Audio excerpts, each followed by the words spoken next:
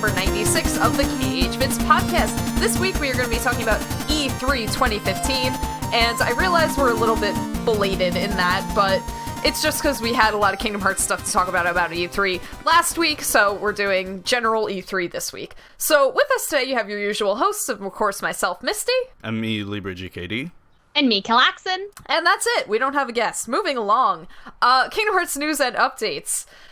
It's really hard to talk about Kingdom Hearts news and updates because there has been so many interviews and, like, screenshots and just everything. This is one thing I don't like about a lot of interviews in general, but it seems a lot from Japan specifically, is that they give out a lot of interviews that say the same thing, except for maybe one or two minute new details in each interview. Yeah, so you have to read every interview, but it's a task to do it.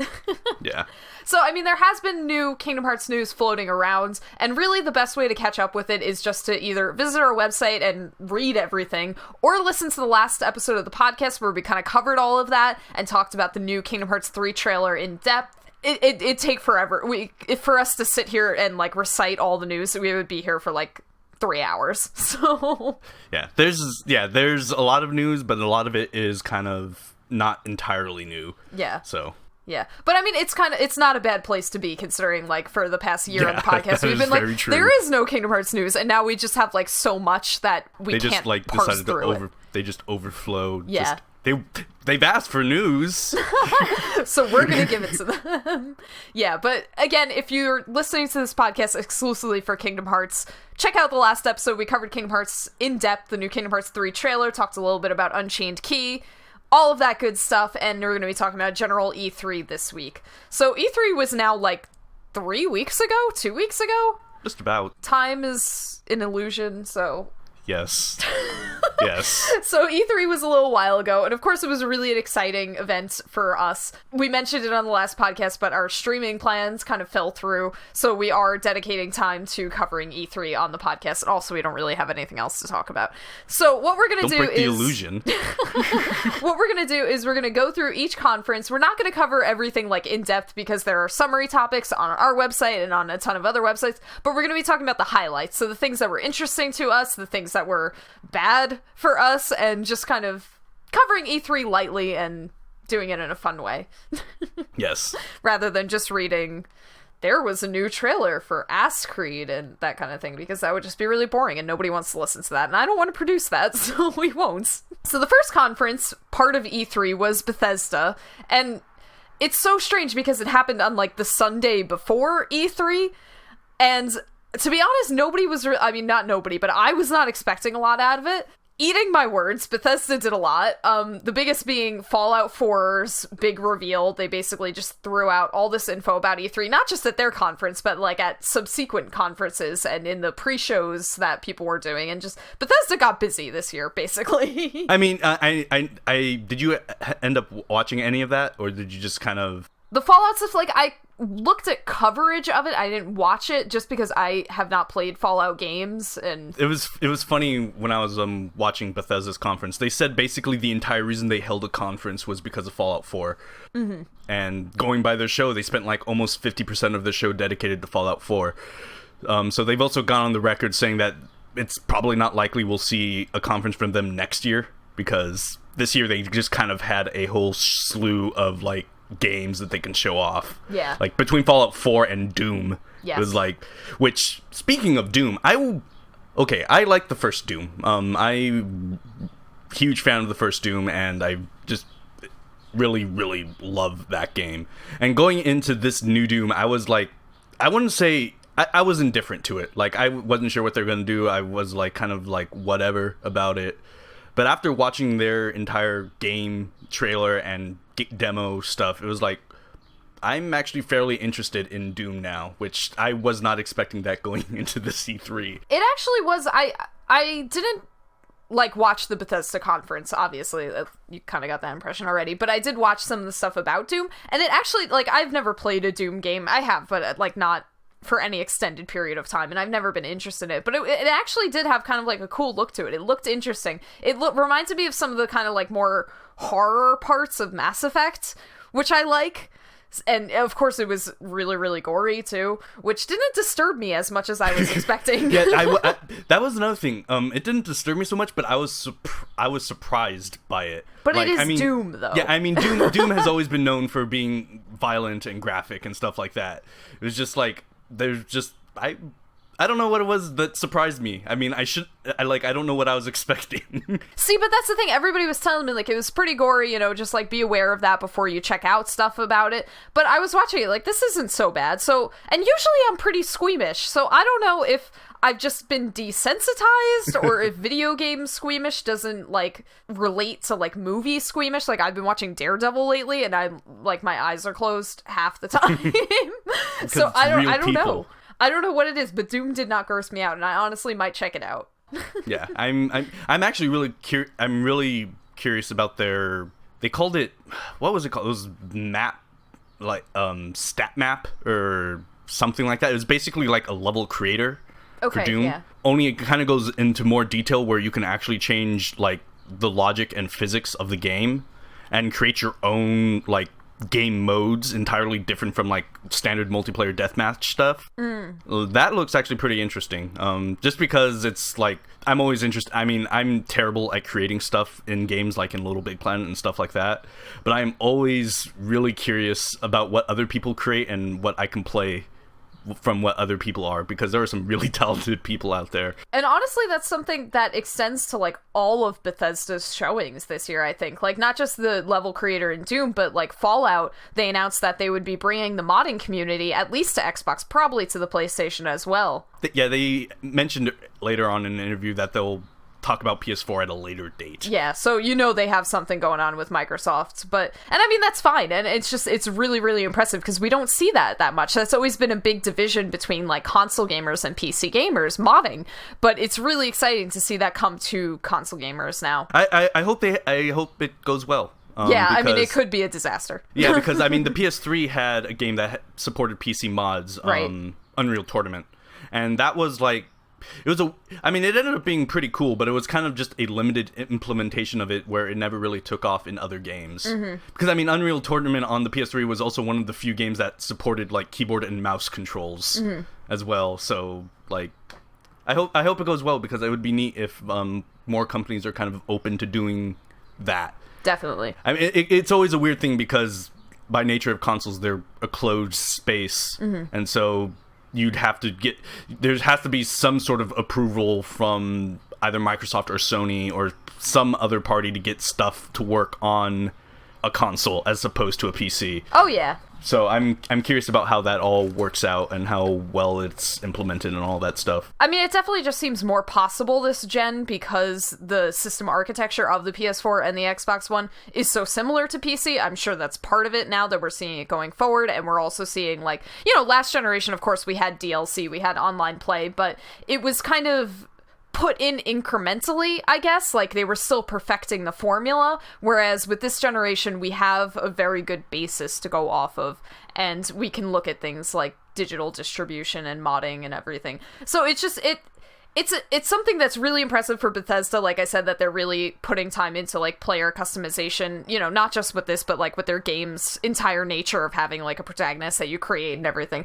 But it's exciting just to see where this console generation is going, I guess. I think that's really what Bethesda showed, to me, at least.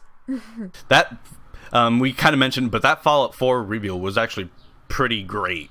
I'm a fan of Fallout 3. I'm a bigger fan of Fallout New Vegas. But Fallout 4 looks to be doing a lot of great stuff. Particularly that home settlement builder aspect of it seems right up my alley. The other thing that I was actually really shocked about was that they're actually making the usually useless items you find in their worlds useful. Because, like, I mean, I'm not as big of a Elder Scrolls player, but it's the same problem in Elder Scrolls. But there's so many just things in the world you can interact with. Like, you can go around a world and you can pick up, like, oh, here's like 26 shovels, or here's like a shoe, or here's a basket, and it's like they don't really have any value. They're just kind of there and they take up space, and it's neat that it's there and you can interact with it because it's like, hey, this is, you know, a world. But there's like, you end up carrying these stuff sometimes, and you're just inundated with all this junk you have on you. So it's nice to see that they're actually being used to make stuff, like customizing armor and guns and settlement stuff, and that was one of the things I was hoping that they'd actually address, so that was pretty cool. And they have. I also saw a lot of stuff about the dog on Tumblr. People really psyched about the whole dog thing. I mean, I don't know. Like, there's sort of a dog in Fallout 3. And, I mean, it's neat that the dog actually is more than just, like, a combat, like, partner. Because as their little demo thing shows, it's like, hey, you can send him out and he can pick stuff up for you and retrieve them, and that's actually kind of cool. But like it's neat. Like, I wasn't as enthralled with the dog as some other people on the internet have been. Some people got very attached to the dog to the point where I think that they had to get like an official statement from Bethesda saying like the dog does not die. You don't have to be worried. Which, I mean, I guess that is a concern. I don't really like dogs, so I don't form a connection to them. But, yeah, so for Fallout fans, Bethesda definitely brought it. Yeah, it was, and it's releasing this year, which is that blew my mind. It's like October, November, I think? Yeah, November 10th. Yeah. November 10th. Which, it's such a problem with the video game industry that, like, something is announced, you get some trailer, and you get so hyped for it, and, I mean, case in point, Kingdom Hearts 3, you get so hyped for it, you're, like, so into it, you, like, scrounge up every little bit of news, but there's quite a bit of time between announcement and release, and that's just, like, the nature of game development. It takes a long time to play games, and I'm not saying that they need to, hurry up, that they're wasting time or anything, but it can be hard as a gamer to be hyped for these things but have nothing to play in the now. It was a half surprise for me because on one hand I thought it was certainly possible, because if I think I'm remembering correctly, but they announced Fallout 3 at E3 2008 and released that year as well. So they have some sort of like history, I guess you can say, about releasing stuff. But still, it was like, that was still a really big piece of news. That's really great because I have something to play for quite a while come November now. I mean, it might just be a Bethesda thing. Like, I know you said on our pre-E3 topic podcast that they wanted to become more of a publisher. And so maybe they're just going to be the type of publisher that waits until they have a lot to show and waits until the game is, like, almost at release to sort of reveal it. Yeah, maybe. I think, I mean, you mentioned it with them announcing something and then you waiting possibly years before something comes out, which I'm sure we're going to be talking later in this podcast. But it seems in general that companies are getting better about that sort of thing. I think so, at least. Like, outside of one or two things in a few press conferences, a lot of stuff was either coming this year or next year sometime, which is great because then we aren't wasting a whole bunch of time wondering and learning about a game. Then it releases and then it's like, oh well, we've had like 3 years to build up like our expectations of this title, and now it's kind of here and it may not live up to those expectations. And I think that's a big problem. Like, not just that I'm impatient, but just that, letting that excitement build. We haven't really talked about the Order 1886 since our spoiler cast, and I understand that, like, not a lot of people might have listened to the spoiler cast if they haven't played the game yet, but you guys know I was really hyped for that game, and I think that part of the problem with it was just that I was so excited for it, and I was waiting for it for a couple years, I think a year or two. They announced it in E3 2013. Yeah, so 2 years I had, like, that interest, that hype building, and again, I have such, like, a mixed feeling about the game, mixed borderline positive, but I think that if I wasn't waiting for it for 2 years, I would be, like, more on the positive side. Yeah, so that was Bethesda, basically. Fallout, little bit of Doom. They did announce Dishonored 2. I don't really know much. Seems interesting. Yeah. It seems interesting. Like, they have they have dual protagonists now. They have the guy from the first game and a new girl, Emily. And apparently, from interviews, they have different abilities and they play differently, and yeah. Which is an interesting approach, I'm used to, like, the Mass Effect formula of, like, not much changes, but I'm kind of interested to see how the flip side works. It definitely increases replay value. Yeah, I mean, and also they also announced that Dishonored HD remastered, whatever, is coming this fall for PS4 and Xbox One. So maybe I'll finally jump on this Dishonored trade. I may pick up on that because I've had Dishonored. I played it a little bit, but I wouldn't mind trying to go through it again. It's always nice to have something on your PlayStation 4. Yeah, so the next conference was Microsoft, and this was a whole lot of poo-poo. Microsoft was terrible. I mean, they had like one big announcement. They had a few neat things going on for it. I was not happy with that. I mean, they had Tomb Raider, but I'm so sour about all Tomb Raider news because of the timed exclusivity. Did you hear about that newest rumor about when it's coming out for the PS4? Next holiday, for $40. So that's the thing. I've been kind of like putting myself in a Tomb Raider silo and just not allowing myself to look at Tomb Raider stuff because there's no point in me getting excited for it because like obviously I'm not going to buy an Xbox One just for Tomb Raider. That would be preposterous, but like I have to wait probably a year, maybe more than that. I'm really curious about the sales of that game because it's troubling. Because it's coming out on the PS4 a year. I'm assuming this rumor is true, of course. Yeah. It's coming out on the PS4 a year later. That sounds like a reasonable deal. Like that's a and this year it's coming out on the same day as Fallout 4. Ooh. Which I mean, I actually with that game I would imagine there would be some overlap because they're both sort of mainstream games. I think there would be as well. Yeah. They're different genres. They're like completely different genres entirely, but they still have that mainstream appeal to them. Yeah. That those titles share. So it's like, I'm curious about how that goes. Yeah. But yeah, I mean, Microsoft. I enjoyed their as guilty as I am as like being against these type of reveals, but I sort of enjoyed the Recore CGI trailer that they showed. That looks like an interesting concept. But as I said, it was a CGI trailer, so I have like no idea anything else about that thing, which is a bummer because I really don't like CGI trailers. In the case of Microsoft, it's kind of weird to have a CGI trailer for a new game when they haven't shown off the games that they had CGI trailers for last year. Yeah. But like it still looks interesting. It's by Inafune of Mega Man fame and I guess Concept, and it's also by Armature, which is a bunch of ex-retro guys who made Metroid Prime. So it as I said, it looks interesting. Don't really know anything else besides that though, so it's hard to say that I'm really excited for it.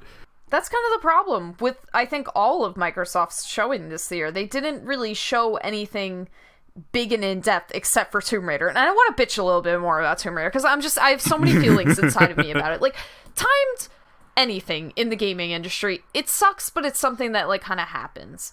And timed DLC, again, it's that feeling of like, well, this sucks, but like usually it's a couple months, it's not anything major that we really like, it's hurting us. But an entire game, a big game that the only reason to do it is just Microsoft throwing money at it. It's very anti-consumer, I think. It's just a really terrible policy that I don't want to be part of. And like, that sucks because I really loved the Tomb Raider reboot. Like, I don't have a lifelong experience with the Tomb Raider games. I've honestly never played one of them until I played the reboot, but I got really into the reboot. And I really loved it, and I'm really excited for a sequel, but then to have to deal with this, I'm like, I don't even want to buy the damn game when it comes out. I know I will, but it's just, ugh! And now, like, with Tomb Raider news, even the stuff that they were showing, like, I couldn't get fully into it because this timed release thing is just hanging over my head, and I hate it.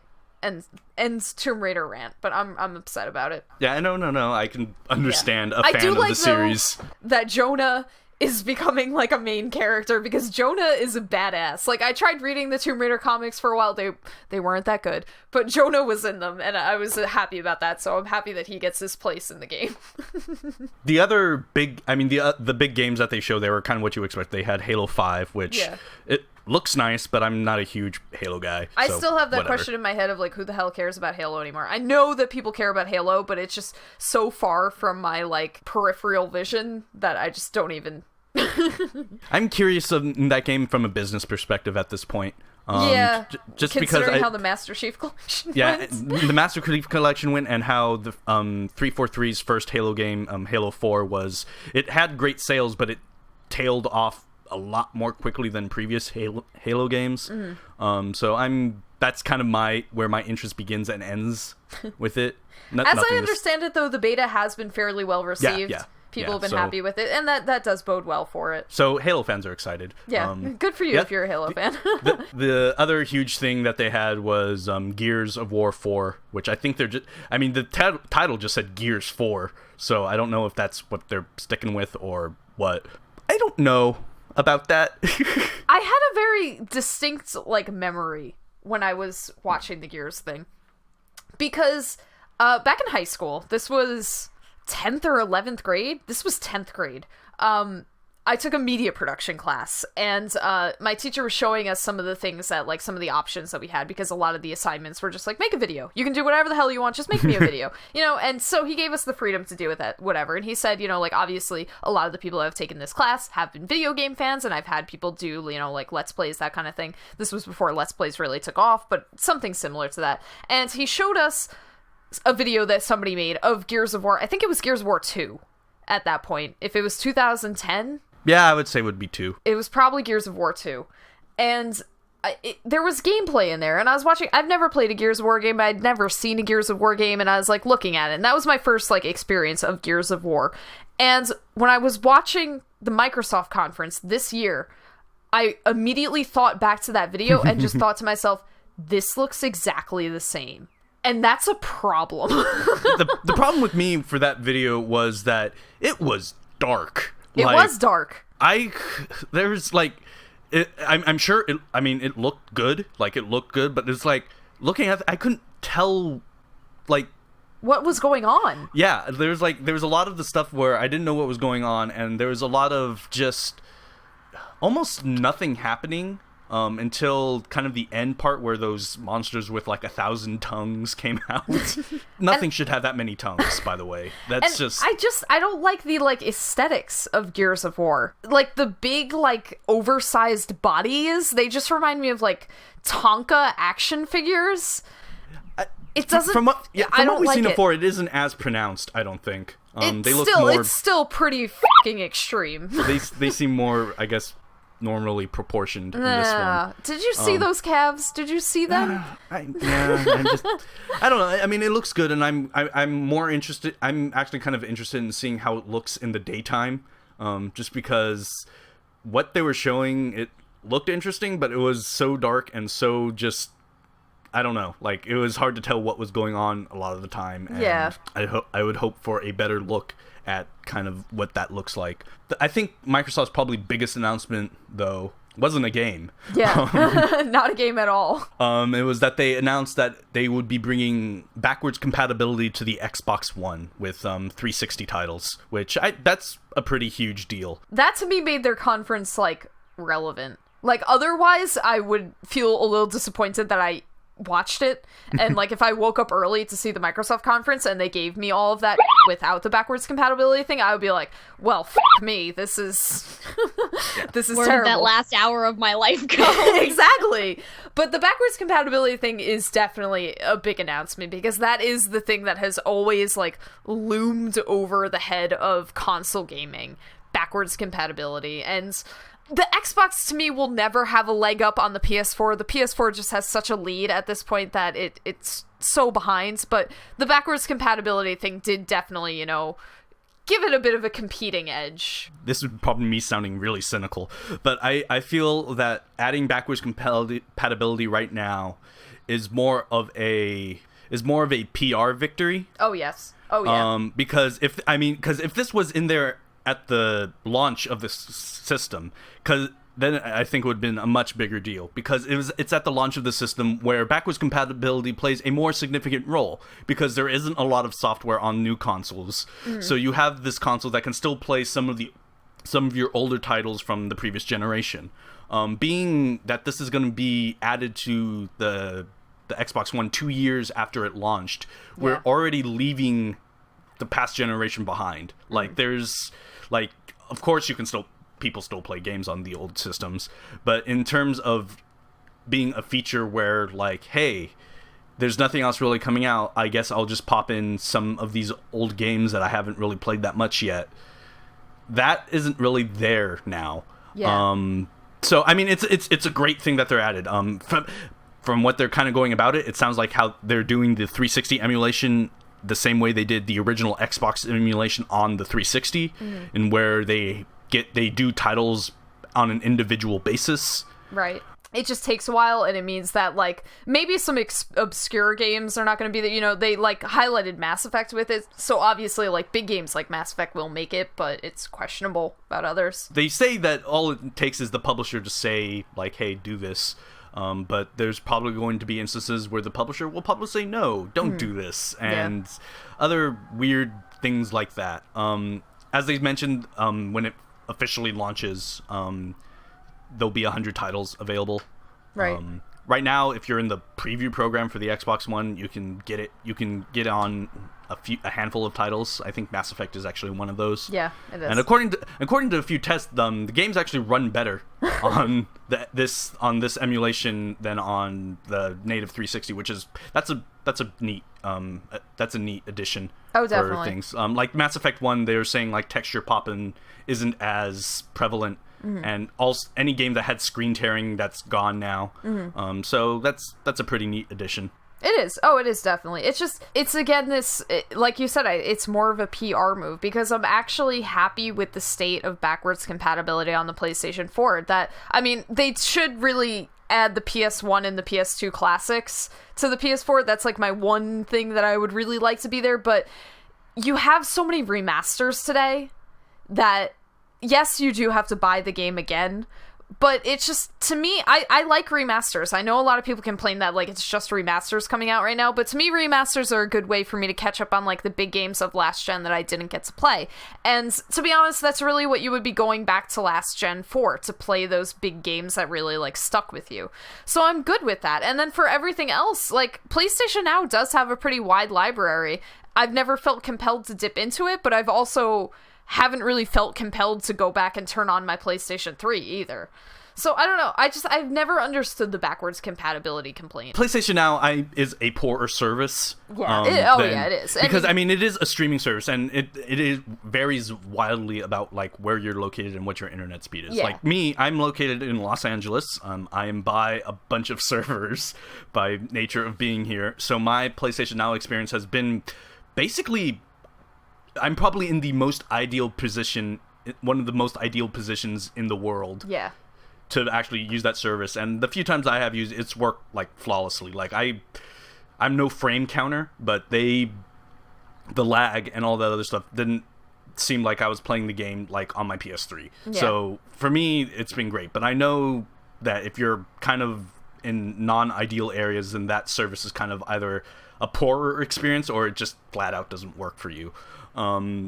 So yeah, I mean, if Sony added like PlayStation native compatibility, then I would be thrilled, because that would mean that I wouldn't actually have to have my PS3 hooked up at all anymore. Yeah. But for the time being, I'm not really using my PS3 all that much in the first place now. Yeah, I mean, native will always be better than streaming, inherently, and that's fine. It's just, I would rather Sony dedicate time, effort, money into improving the console that they have, rather than pleasing all the people that don't want to hook up their Xbox 360. And you can get a PlayStation 3 or an Xbox 360 for so cheap these days that, I mean, it's something to consider. Yeah, I mean, as I said, if this was here around near the beginning of this generation, I think it would that be would have been big, because then you would have a bunch of people who would just stick within their ecosystem. Yeah. Because at the beginning of the generation, it was kind of a huge reset button because nothing was compatible with each other. So it's just like, but at this point, it's like, well, it's there now. So I guess if you haven't picked up on a new console now, you have more reason to get an Xbox One if you owned a 360. Reason to own an Xbox One. Sorry. But yeah, I mean, it's just a weirdly timed announcement. To be announcing it in June of 2015, it's like, okay. Yeah, it's a great announcement. It's just timing. It's not only timing. It's just like relevancy. Yeah, I mean, I think if they're going to announce it anywhere, it would be at their conference like this. Oh, of course. But I'm actually more interested in seeing how the inner workings of how they got that emulator to work on the Xbox One. True. Because I'm kind of I get interested in those like technical details. Yeah. So I'd be interested in seeing how their emulator is working, because it sounds like it's almost like an emulator per game. Because if you don't know how it works, you basically either insert your disc, or if it was a digital game, you download it. But even if you insert the disc, it downloads the whole game onto your hard drive, and then it just uses the disc as like a checker, kind of like how games work nowadays on both the One and the PS4, where it kind of installs everything on the hard disk. So they're downloading full games. So yeah, I'm just kind of curious. Yeah, how that works. Yeah, I do also want to talk about the new controller. What is it called? Like the Elite? Oh, yes. The $150 controller. What the hell, Microsoft? What are you doing? It's for a niche market. There are controllers that cost that much that are out there now. Oh, yeah. I'm sure. Yeah, of course. But just, like, what? It doesn't make sense to me to introduce, like, more buttons on a controller that very few people are going to own, because how many games are really going to implement? It's actually not more buttons. Oh, I thought it was. Those things on the back, those metal what paddles, are they, then? Those are connected to the shoulder buttons and the triggers. And they're there because there's quicker press time if they're down there than if you're pushing the trigger, normally. Okay, so for like esports then, yeah, I get it. That's kind of the entire point. They're kind of for pro controllers. But for everyone else, it just seems like the Apple Watch of watches. I mean, that's really what I'm thinking of. I'm thinking of like teenage boys, like spoiled teenage boys getting this so that they can be like, yeah, I'm a pro player, I have the Elite controller, and it just being like a status symbol more than anything else, which, I mean, that is a way to make money today. Yeah, I mean, it's interesting, especially because I believe the sticks and the D-pad are interchangeable. You can kind of put in that weird circular D-pad thing that they had that looked like would be terrible to use. But you can also just swap that out with like a standard D-pad. I mean, I'm not the market for it, so like I don't really care. I'm sure if I was, then I'd be like, oh my god, this is the best thing ever. It's they have a new controller that costs $150. That is $150. That is.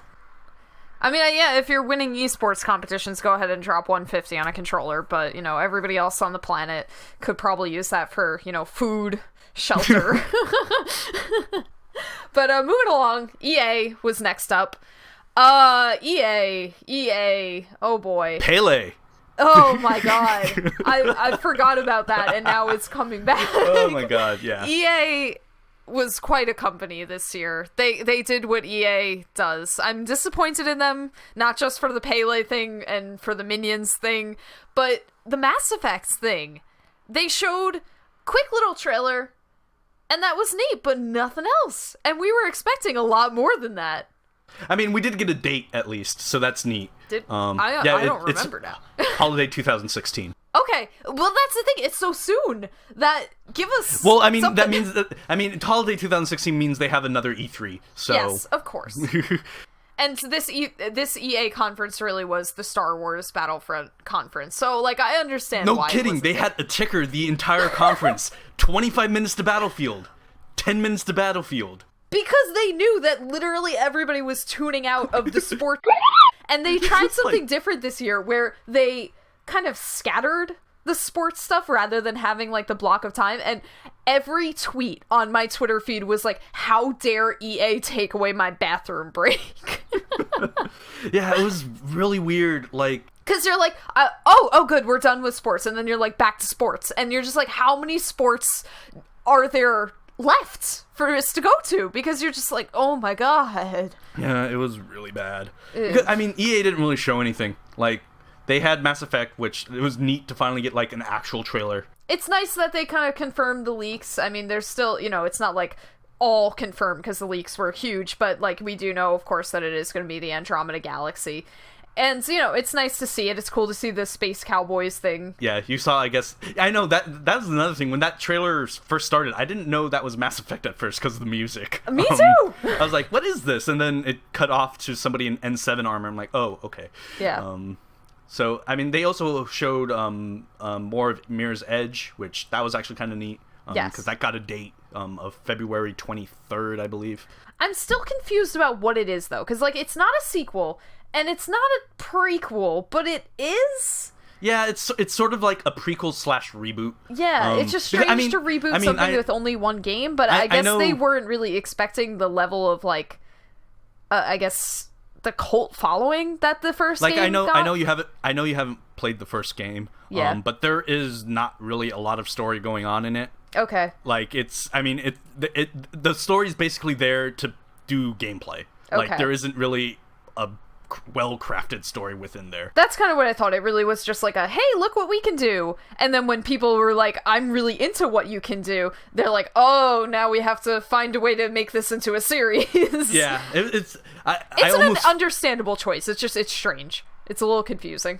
Yeah, I love that lady that came off before that talking about how if people, like, if they willingly gave up their privacy, what would the world look like? What would it look like if corporations ruled the world? And you're just like, am I not sitting here watching an EA conference? But yeah, I mean, it looks neat. It actually looks really good. It does. It really definitely interested. does. I'm really interested in playing it. And it's coming out relatively soon, so that's great. I think I definitely will pick it up.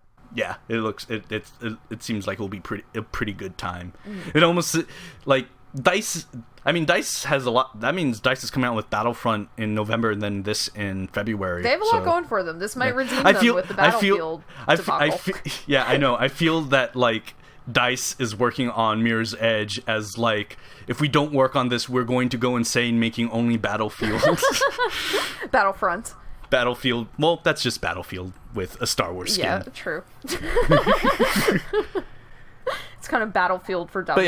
But yeah, their big thing was Battlefront, and they had a pretty significant demo to it on Hoth, which I was watching other coverage of this, and somebody brought up, like, how many times have we seen Hoth recreated in video games? And now? How many times have I not given any and enjoyed it just as much? Because Hoth is iconic. You guys know I'm a huge Star Wars fan. But, you know, and of course, Empire Strikes Back is the best Star Wars movie, objectively and personally. Empire Strikes Back is fucking awesome. And Hoth, it's such a mood setter for it to open like that, because it is such a dramatic and an emotional movie. And for it to open in this, like, tundra it's hardcore. And so to, like, throw you into that battle, it's just, like, that immediate feeling of, like, everything that you associate with Star Wars. Not just the level of adventure and excitement and hope that Star Wars instills in you, but also that nostalgia for the emotion surrounding Star Wars. It's awesome. So good choice. I mean, yeah. I mean, the demo was. I was impressed by the demo. It looked really cool. The demo is, like, pushing me more and more towards the day one purchase. I will throw out that Battlefront comes out literally on my birthday. So I may be expecting that as a little bit of a gift from someone. Yeah. So it looks gorgeous. It does. And of course, it sounds as you would expect a Star Wars game to sound. People were bringing that up, but I'm just like, it's Star Wars, man. Yeah, it's I know. Star Wars. But you have to realize that a lot of games, they don't really yes. capture the sound that well. But Star Wars. I know. It's Star Wars sound, but how many games actually capture Star Wars sounds? So, I mean, I can understand that it sounds like Star Wars, which is something you would expect from a Star Wars game, but a lot of games haven't done as great a job of sounding like Star Wars as this has. Yeah. But yeah, that's basically EA's. That was basically EA. I mean, aside from the Pele thing, which I can't believe that they wasted our time with that, it was basically just Battlefront. Like, what? Do you know who's watching E3? I can guarantee you that probably 75% of the people watching E3 had no f***ing clue who that guy was. Yeah, I mean, I feel that would have gone down better if they were in Europe. Or this is America, though. I know. Like, it's very rare that you will find me saying, like, this is America, like, do it the American way, but soccer does not have a big following here in America, and just, it was lost on a lot. I know that E3 is, like, a worldwide thing, that a lot of people watch it, but come on. Yeah, Why? it's Why? just like Spend that time. Bring out fucking George Lucas. He has somebody in a nothing better to Chewbacca do. He is costume. unemployed right now. But yeah, that was basically EA. There wasn't they No. kind of had a really poor showing was- outside of the beginning and end, basically. And at this point, I was feeling pretty down about E3 2015, and then we got to Ubisoft. Which and it was a little better. Ubisoft, the thing about Ubisoft is I don't give a about anything that Ubisoft puts out, except for maybe like their kind of indie games like Child of Light and stuff, but Aisha Tyler, man. I she love was, her. Yeah, she was great, but there's a few things that missed this year, I feel. Oh, yes. The conference itself was a disaster, but Aisha Tyler was the shining star. Yeah, I mean, like that when Aisha Tyler went up to that dude in the Assassin's The Creed meme outfit. thing that we had to sit through that. The what? She was like talking to the guy in the Assassin's Creed costume and Oh, saying yeah, like, she- let's she- turn it into a meme, and you're just like, this is so out of touch. Yeah, that was that as I was saying, there was a few parts of Aisha Tyler that kind of missed this year, I feel. But you also know that like they told Aisha Tyler like, oh, like talk about memes. Kids like memes, right? And she did her best. Yeah, it was just I will say though that the South Park opening was great. I'm not into South Park, but that was a great opening. And it made it clear that Aisha Tyler was pissing off the censors. yeah. That opening was great, and the game itself was kind of unexpected. As you, I'm not a huge South Park fan, so I'm not particularly interested in the title, but I do worry about it because Obsidian isn't involved in it at Yeah. all, which is kind of like, well, okay, I guess.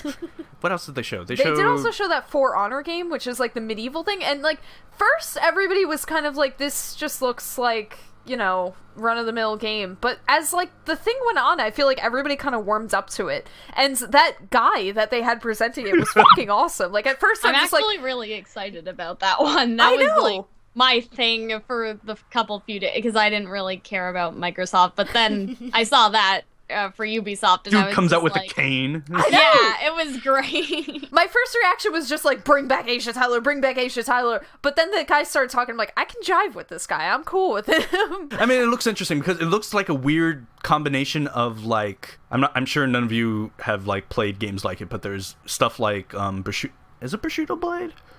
I'm probably getting my series mixed up, but there's like those one-on-one sword combat games where you're actually like moving the sword and a hit could be fatal. It looks like a combination between that and like a Dynasty Warriors because there's just all this fodder that Yeah. are just AI controlled that you can kind of go through, but your main opponents are these actual like player controlled people. Yeah. It's an interesting dynamic because then if it's like a 2-on-1, then just like in real life, you're at a severe disadvantage. Yeah. And then it's just it seems interesting. It does. It seems like it could be really cool. I think that I might end up buying that. Like, definitely not when it comes out, but maybe when it's like down to like $30, I could see dropping that on there just as like kind of a fun game to have.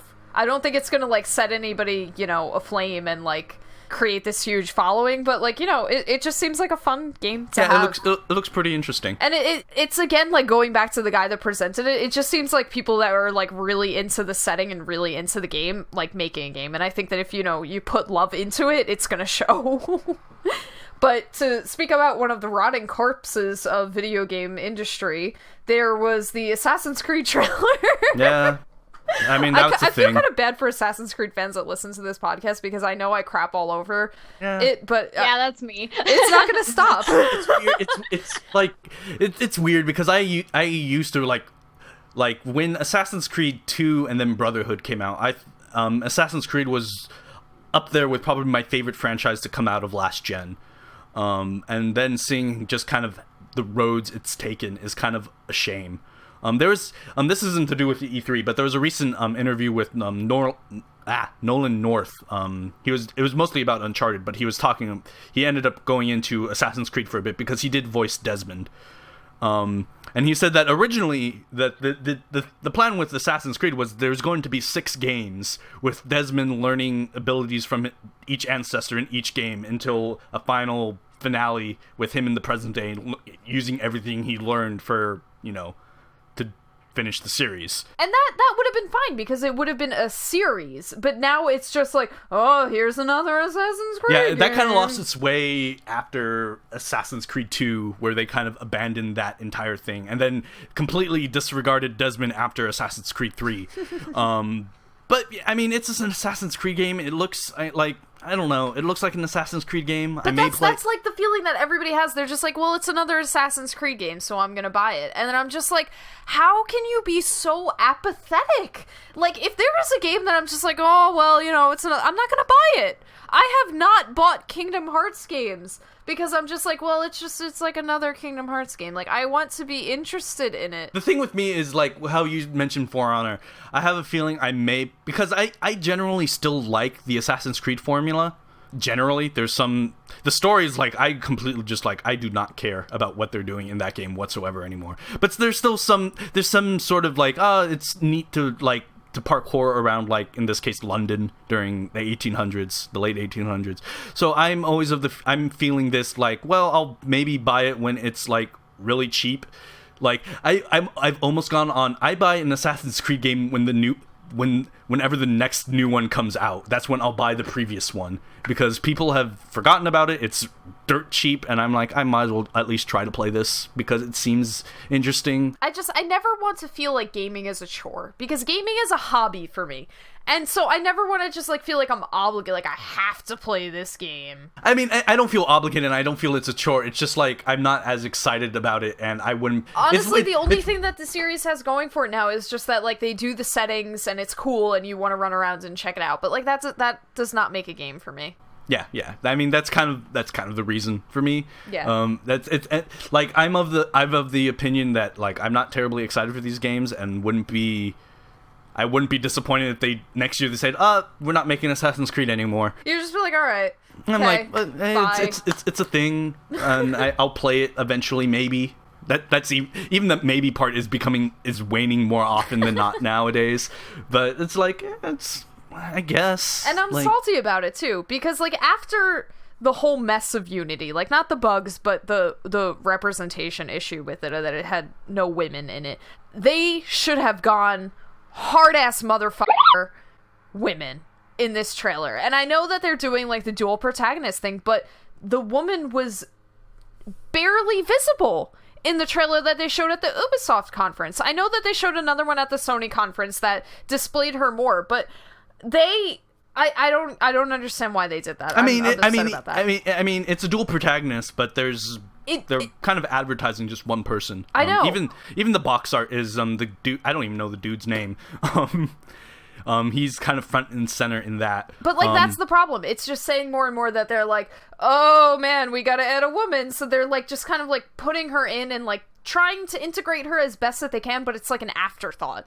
It's not. And it's weird because, I mean, they've had Assassin's Creed games that featured, you know, that the main role was a woman, but they've been side games. There's Liberation, which was oh my god, I don't even remember what her name was. Aveline or something? Aveline, yes. And then there was the recent Assassin's Creed Chronicles China, which featured a woman, which... Speaking of that, I'm surprised they didn't talk about at all of Assassin's Creed, the other two Chronicles game that takes place in India and another one takes place in Russia. It's just weird. They have this weird relationship with side games because, like, I know also one of the big reactions to the new Assassin's Creed trailer, what is it called, like Assassin's Creed Syndicate or something? Mm-hmm. Yeah, like, that people were saying, like, all right, another, like, Western Europe setting, like, okay, you know, we're in England, and that their side games have these interesting settings of, like, China, India, Russia. I would like to see that in a full game. I would like to see a woman in a full game, but it seems like they're, like, playing it safe with their main titles. And if there is any series in the video game industry that does not need to play it safe right now, it's Assassin's Creed, because they're going to sell no matter what. Ubisoft could take a steaming in a game box and sell it with the Assassin's Creed title, and people would buy it. Actually, I'm not so sure about that now. Removing the hyperbole. I mean, no. I'm saying because Unity. I'm curious about this is. Well, to me, Unity exemplifies that was Ubisoft taking a steaming in a game box and selling it. That was Unity, and people are skeptical now, and they need to just do something new and restore confidence in the series. Or just make a new series. Yeah, or just that'd stop. Also be good. Which, I mean, at this point, I kind of want them to just stop. I guess, and Ubisoft's big closer was Ghost Recon Wildlands, which, if Just another like. Ugh. It's another one of those games by them. I mean, it looks. You're in a big world. You can shoot things. There's like some There's kind of blood cocaine coke. There's dealer, blood coke. Whatever. Isn't that like the plot of Far Cry also? No, Ghost Recon is a lot more. It's a lot more focused on like the shooting mechanics and everything. The Ghost Recon is more focused on a military, like not shooting mechanics, but like cooperation. Okay. There's like, I mean, like setting wise, like. I mean, setting wise, this takes place in I think Bolivia. Okay. Somewhere in South America. I don't give a shit about either. I know. It's like watching it. You're like, okay. It was their big game, their big surprise this year. Well, they also had The Division. I mean, that wasn't really a surprise because we were expecting them to show it, but that. I've kind of forgotten about The Division. Yeah, in general. everybody has kind of forgotten. I forgot about Wildlands. Yeah, like I mean, Division. I mean, Wildlands stood out because of that damn imagery they kept on using with cocaine and blood and just like. Oh no, you got blood in your cocaine. Now it's all bad. Drugs and guns and yeah, it's a game, and it looks like I'm curious to see more of it because we didn't really get a demo of it. We got to see gameplay, and I mean basically the gameplay we saw was the same mission done 4 different ways. Yeah. Which yawn. Which I'm curious. Yawn for you, but I'm curious about how like extensive that could be. I have a feeling it's going to be like you master each like one way to do like one setting, and you're just like, all right, gonna just keep repeating that. I don't see it being this like innovative title. I don't think it would be innovative, but I'm more curious about just how I guess open-ended it actually is. Yeah. But yeah, that was Ubisoft's conference. There Lazy. If it's not like space fantasy at this point, I'm just like, whatever. But anyway, on to probably the biggest show. Probably? Almost feels like it's something that should be saved for last. It's so strange because like throughout the day, I'm just like, wow, E3 was pretty this year. And you have that 2-hour gap between like what is it, Ubisoft and Sony, and I was like sour about E3. I'm like, because usually I'm so excited for E3. I tried to boost confidence in you, saying, "Hey, Sony's coming up; they'll have something." Yeah, and like I know that Sony always does something good. That I've never been disappointed in a Sony conference, but I was just so like put out, and then Sony just bowled me over, and it was great. So I'm like even having trouble recalling the Sony conference because it was just this like blur of like holy but they opens with The Last Guardian. Yes, which that took me by surprise because I didn't think they'd opened with it. I felt that The Last Guardian was going to be there in some capacity, just because of stuff going around a few weeks prior and everything like that.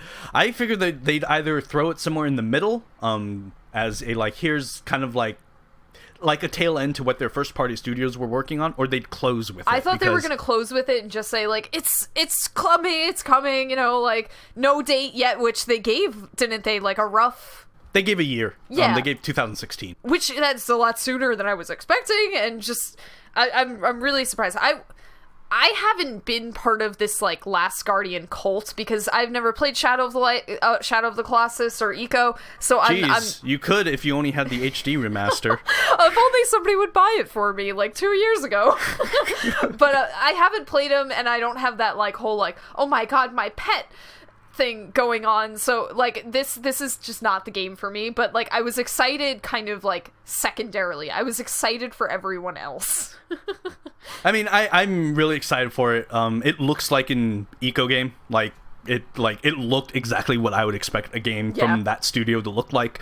And it has the entire atmosphere about it, and it looks so good. Like it's like everything I thought that game would be is that. Because it seems like it's like I think a good way to describe it, at least for me, is that it is a combination of the best parts of Eco and the best parts of Shadow of the Colossus. Right. Because you have the entire Eco thing where you have a companion that is kind of helping you through stuff. And then you have the giant Shadow of the Colossus where you just have these like huge areas and and in the case of your companion, you can actually climb your companion, which when the boy was climbing that bird dog thing. It reminded me so much of the Shadow Colossus because that climbing animation looked very similar, and I was like, this is a Team Ico game.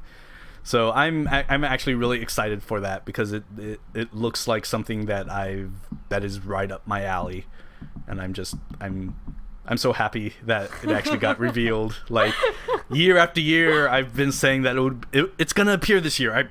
Believe me, it will. And then to finally have it open with that, especially how Sean Layden like introduced it, like he was going on this entire like little friendship and like a game you've all been waiting for, and it's like I was like, no. No, and then there it was, and it was kind of great. 2 little announcements that I just want to mention. The PS4 got DLNA support, like silently. That is like the stealth best announcements made at E3. Because I don't think they mentioned it at all in the actual conference. No, it was mentioned in a blog post on their blog. But that's been like one of the number one things that people have been like, I need that DLNA support on my PS4, and then it's just like there now suddenly. And now I've been using it almost daily. And also they announced that the PS4 anniversary controller and headset are coming out, and they're sexy, and I want them. I don't have the money for them, but damn. I'll buy them eventually for a particular game that kind of reminisce of that era. Probably my biggest, though, and this goes for all of E3, and I'll explain why. And this is coming after The Last Guardian, mind you. Horizon Zero Dawn. I have been excited for this game, like, since it kind of leaked out, because it's being made by Guerrilla Games, which has, like, ex-Obsidian employees, and yay for that, and like female protagonist, and I've never been a dinosaur person. I've never seen Jurassic Park, and I've just never been into dinosaurs, but like the whole robot dinosaur thing, I'm like, it's hokey, but you know, whatever.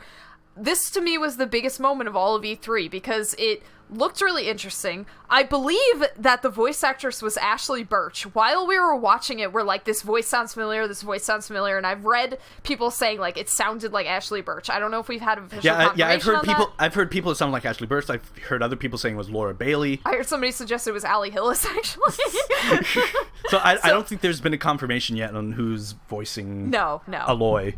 I think that's how you pronounce her name. I'm not sure. But just really, really neat. It looks so cool. The robot dinosaur thing, I'm on board with it now. Like, it's a neat setting, and like the tribal thing is cool. I will say that like some people are saying like there's no reason for this girl to not be for her to be white, like that just but I think that hopefully they'll put you in contact with other tribes, and there will be other, you know, like it won't because just be white people. From the leaked concept art, there was some people that looked more like traditional, like Chinese, like the plating on their armor looked Chinese, Japanese. Yeah. And then there was another guy that looked straight like a Viking. Yeah. So dude has like a beard and a hand axe and just like. Yeah, I hope that they will like mix different like cultures and appearances and stuff like that. And just this was the biggest moment of E3 for me because it's something completely new and fresh, and that I feel like I have not seen before and I have not played before. You know, like probably the next thing that we'll talk about with the Sony conference.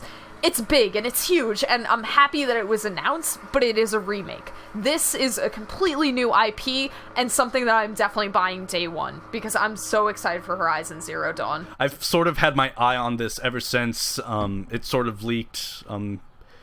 Before even the images were leaked, there was just a product description.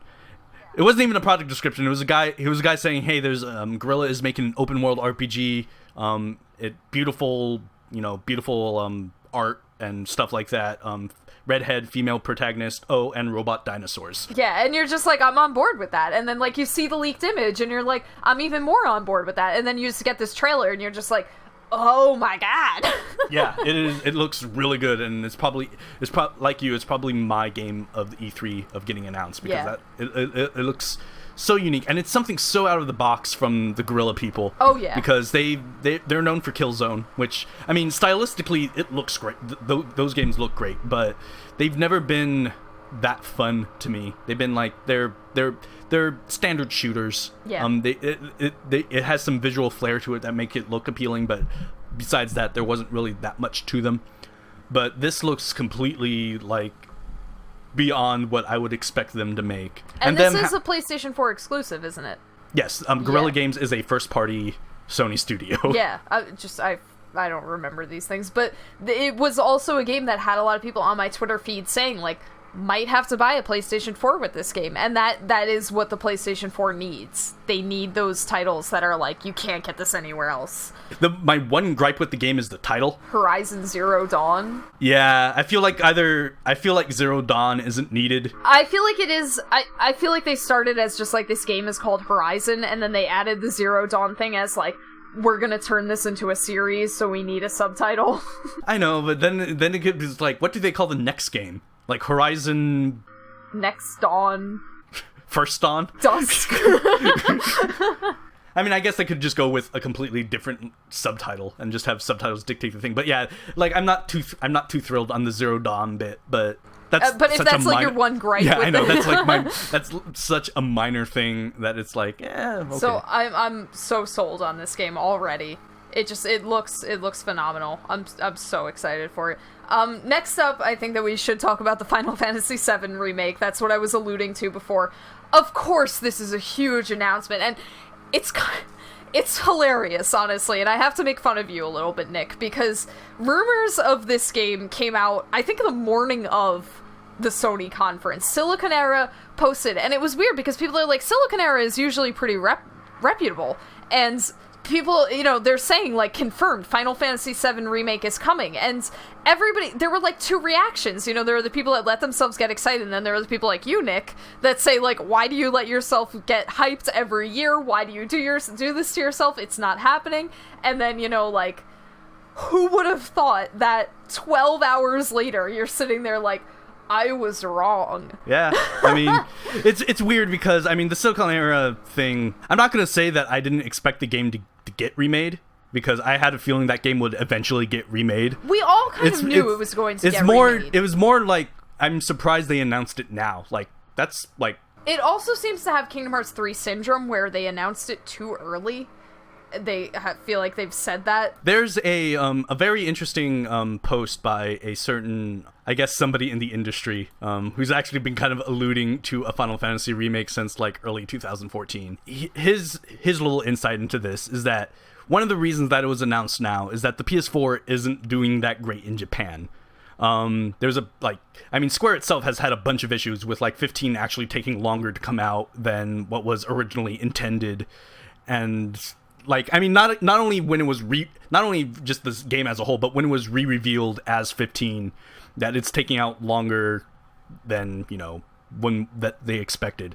So it seems Square is hoping that, same thing with Sony, because there's... Sony does want to grab the Japanese audience too. It's not just Square. There's a few things going around that this deal, because, I mean, the Final Fantasy VII Remake got announced as first on PlayStation. There's a bit going around that this deal is very similar to the deal that Sony had with Capcom with Street Fighter V. So Sony is, if those rumors are true, then Sony is partially funding and developing this game as well. Yeah. To me personally, that says to me that it will be on PlayStation 4 and then later PC and probably not much else. But anyway, they announced it now, hoping that it will drive confidence in the platform in Japan. That, like, hey, look at these games that are getting announced for it. Hoping that people will start buying it or getting more excited to buy a PS4, and hoping that means that things will be like a bit smoother, I guess you could say, with adoption rates. Yeah, it really is just like a win-win for Sony and Square, because Sony, like you're saying, they want to capture the Japanese market, and Square, they kind of need this game. They need the Japanese market to go on the PlayStation 4 for Final Fantasy 15, and they need a game that they know will do well, will earn them money, and that everybody wants. And, like, that, it's kind of something that we've been mentioning with Final Fantasy 15, that Square doesn't know what people want, and they're trying so hard to make something that people want.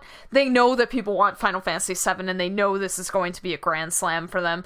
And it is, like, it was time, I guess, for Final Fantasy 7. And I've always thought of it as, like, Final Fantasy 7 will get remade one day, but Square is going to pull it out when they need it. And it is kind of now that both Square and Sony need it. So I'm not like utterly surprised. Of course I was floored when like the trailer started. Yeah, when it started, I was like, I just didn't really have words, because I was just like, I'm really surprised that they're actually doing this now. Yeah, because I was like aware of the rumors and everything. I was kind of skeptical, but then like the live stream thing showed up and I was just like, oh my god, it's real. For a split second, I thought they're going to announce the previous Final Fantasy VII PS4 release date. Which, I mean, we could talk about that. I don't want to like blast Square here, but it is kind of a dick move to... because this game was in development before they announced the PC port. It will be interesting though, and I actually would be interested to see like a bundle of like the PC port and the remake, because they are saying that they are going to be changing things. Like I mean that should be obvious though. Yes, of course, because the game is 20 years old at this point. Yeah, the game is 20 years old. There's a lot of stuff that just mechanically needs to be changed. I think they're going to be doing some redesigns to the characters, which they are iconic characters and iconic looks, but it's also 2015. and they've been talking about some like plot changes, but minor ones. And how I take that is, again, this other person who posted Insight, is that there's been so much lore added to the Final Fantasy VII universe that there are some things that just need to be integrated better, like the entire thing with Zack Fair. We got kind of his expanded story in Crisis Core, and while obviously not everything in Crisis Core is going to be in this 7 remake, I feel that he will be, the smart thing would be to integrate him better into the story than he previously was. And same thing with other characters, like Yuffie and Vincent were optional side characters that you probably there's more than likely some people who never had them in their party because it was just this optional thing, and now they're kind of the canon. They are canon and characters that are involved with Final Fantasy VII. So now they need to be better integrated in and made like mandatory and all this other stuff. So like there's going to be minor plot changes here and there, but it's just, I feel it's mostly to either streamline things or better integrate things, and of course a better script, because there was just a bunch of typos and just bad translations in the... Though, wouldn't it be great if they kept that option in? I do want them to keep kind of the wackiness of it. Like, I mean, Final Fantasy games by nature are just kind of wacky, but I think that the translation adds that a little bit. I don't think that will be an option, but it is still... There's going to be wackiness in this game. Like, they've already commented on the entire cross-dressing scene with Cloud, and like... See, but I have problems with that now, because in today's world, which is becoming more and more aware of trans people, it does come off as very transphobic to have this like wacky scene of Cloud in a dress, like ha ha ha. It's pretty transphobic, and so I'm kind of weird about that.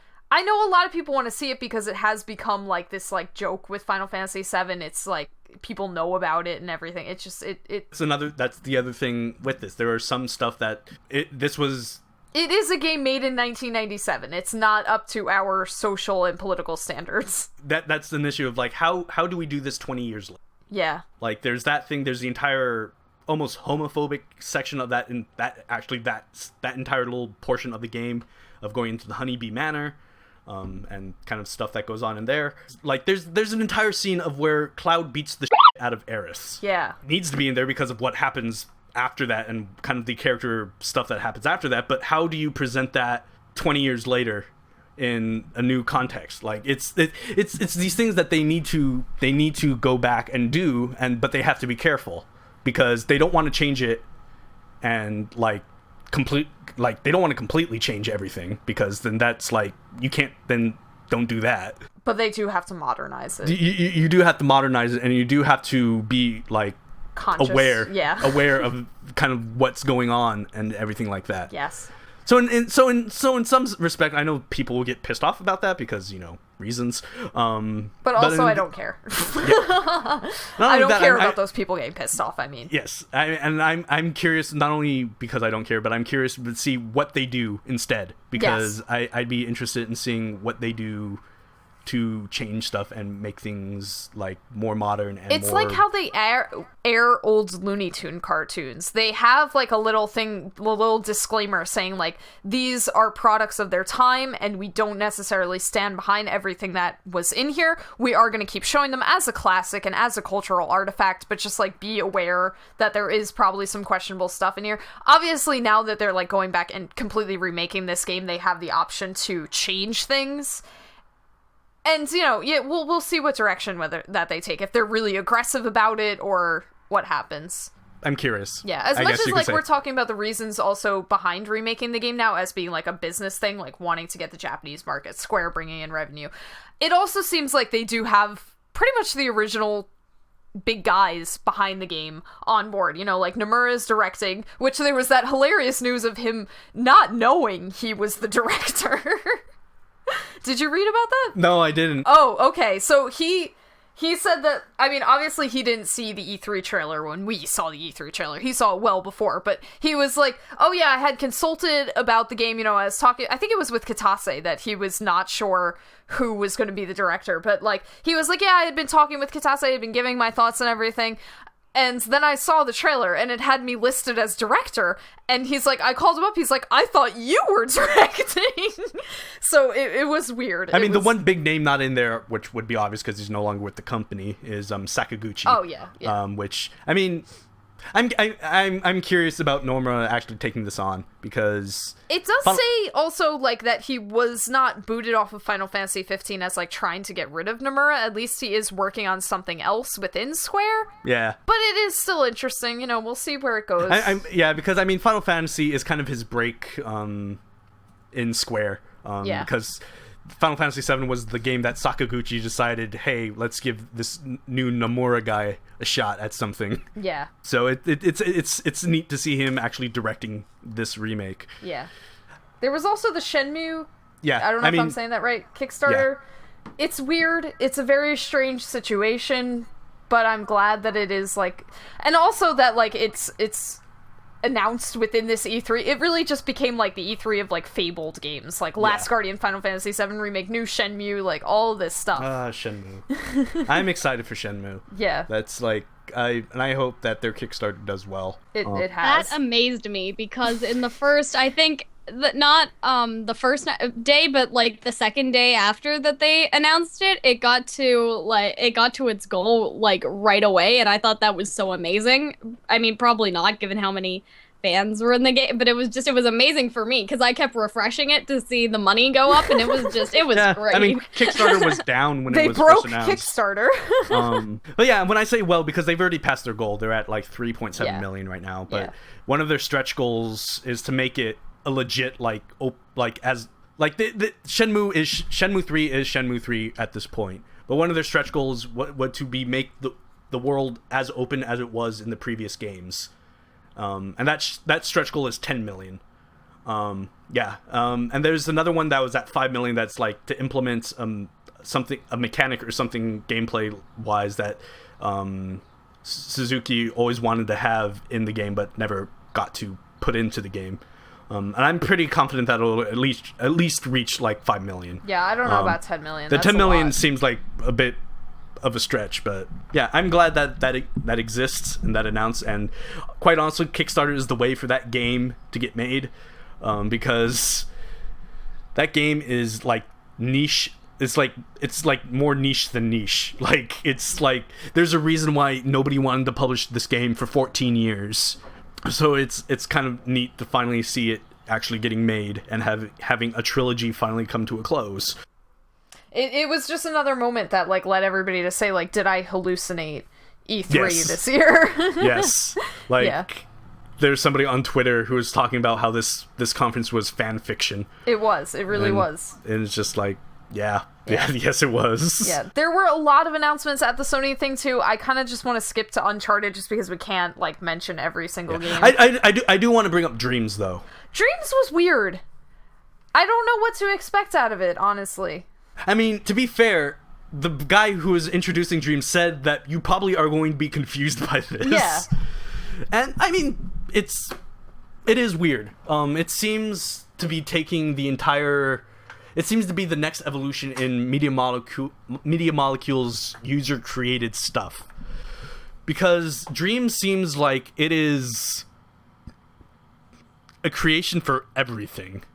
Like, from what they showed and what they've been talking about it seems like you can kind of just create anything. Like, it's weird, and this, I don't quite understand it yet, and which is why I'm kind of interested in when they start talking about it again at the Paris Games Week thing. From everything they've been talking about, it just seems like if you can imagine it, you can kind of make it. Which is a weird, stupid, cliche thing to say. But it seems to actually be like something that's true in regards to this game. Out of everything, that probably has me the most intrigued, because I'm still not entirely sure. Don't know what it is. What that is, which it's kind of exciting not knowing what that is. Yeah. So I'm interested in seeing what else they have to do with it. Yeah. There was also the Uncharted demo. It was long, and they had some technical difficulties with it. But I mean, I don't really have feelings about the Uncharted series. It just, I looked at it, I'm like, well, this is more Uncharted. The Uncharted demo was probably the demo that blew me away the most out of everything shown at E3. Even more so than the Horizon demo. Like, for game-wise, I am more excited for Horizon than anything else shown, but that Uncharted demo was just, oh my god, that is something just light years ahead of basically anything else shown. Like, it's, like, if you look at Uncharted and then you compare it to the Gears of War demo and the Tomb Raider demo. Well, this is also Naughty Dog that we're talking about. Yes, I know, that's kind of, I mean, obviously it's Naughty Dog, so you go in there expecting something impressive. But it is just everything about, like, I could almost do like a 30-minute podcast just like detailing every little bit of detail that went into this game, because there are so many little details and so many little reactions and other stuff going on in that demo that is like, everything has their own physics to it. Everything moves when that truck crashed in through the side wall, like partway through that demo. Like, everything in that room like moved realistically. Like, the globe on the counter that was like on the opposite wall from it, like, it started to spin slightly because of the impact. The reactions to the actual AI, where they're beating up on Drake, and then one guy who was punching Drake noticed that Sully was coming over, and he turns his head and he has like a surprised look on it as Sully tackles him. It was just like, there's just so much going on in that entire demo. Oh yeah, for sure. It's like, even me going into expecting something impressive from Naughty Dog, I still left away really impressed. Like, if there was an award for like the most graphics, then like this would be up there. And I'm really curious, because there was a second part of that demo that they showed behind closed doors, which had just people saying, why didn't you show this? Because this looks hell of a better than what you showed at the conference, which just makes me wonder what the hell they showed. And that video is actually going to get released July 1st, so there's not much waiting. Very soon. Very, very soon for that. So, but yeah, that demo, and it got me so much more excited for Uncharted than, because I mean, I enjoy the Uncharted series, I enjoy Naughty Dog, and I was looking forward to Uncharted 4. But this is just like, this is great. Like, yeah. I am just utterly amazed about how Naughty Dog just decides to go ahead and just upshow everyone with their technical prowess. Sony just upshowed everybody, like, between Uncharted, Horizon, like Last Guardian, Final Fantasy, like, it was just, Sony took it. It's great that Sony is the last conference of the day, because just nobody could compete. Yeah. Yeah, so, their conference was was really stellar and really solid. With the one thing that I will say that it's something we kind of knew going into this conference is that they didn't show a lot of stuff coming out this year. No, and that is the one nitpick that you have. But I feel like people don't even care right now, given everything. Yeah, that I know. It's a bummer. But there are still things that is still coming on. We still have Battlefront coming later this year. There's the Uncharted collection. Like, there is still stuff to be excited for. Like, the one kicker that I was expecting for like The Last Guardian was that it would have a 2015 release date. Because I've always felt like if they're going to reintroduce that game, then it has to be reintroduced like reintroduced and released like less than a year later, which I think is still possible because it has a 2016 release date. But I don't see The Last Guardian being a fall release. It is not mainstream enough to compete with other stuff coming out that time of year. Yeah. So I could see like an early 2016 or like a spring 2016 or just something. Mm-hmm. But yeah, I other than that little nitpick, I really enjoyed what they had to offer. Oh, definitely. Next up, Nintendo. It was. I feel like we shouldn't even talk about this one. I know, it was like as out of touch with the gaming industry as possible. The only two things that interested me about it were Animal Crossing Amiibo Festival, which was basically just Mario Party with Animal Crossing. You say interesting, I was like... you were like, real talk, Nintendo, is this what you're showing me? Like, I it's weird because I expected a... just like Animal Crossing on Wii U. Yeah, I expected an Animal Crossing Wii U game, and then they came out with this, like... Mario Party, that's like, well, okay, yeah, I guess. And, I mean, there was the Happy Home Designer trailer, and I know that, like, the one thing that people took for that was just you can change the skin color of your Animal Crossing character, which is big for the series, but, like, that is not the most exciting thing that should be coming out of a gaming conference. I don't know, Cal, if you have some kind of hidden gem in the Nintendo pile, but... No, not really. I mean, some stuff I remember I was excited about the Animal Crossing thing, because that looked cute and everything. Also, Yoshi's Wool World stuff too, but I don't think that was during. I think that was before E3. No, that was shown during E3. Oh, yeah. Okay. I remember thinking like, wow, the little like woolly, the actual physical ones are cute, but like her standing in that lady sitting behind like a table of yarn Yoshis in that conference. Yeah, it was just like it was cute, but like the world's supply of Yoshis. I have to set them out on this table. Was weird. Yeah, the puppet. Oh, jeez. That was which was it? Sony that had that? No, that was Nintendo. Not the puppet. No, I mean not the puppet. Somebody came out in like a mask.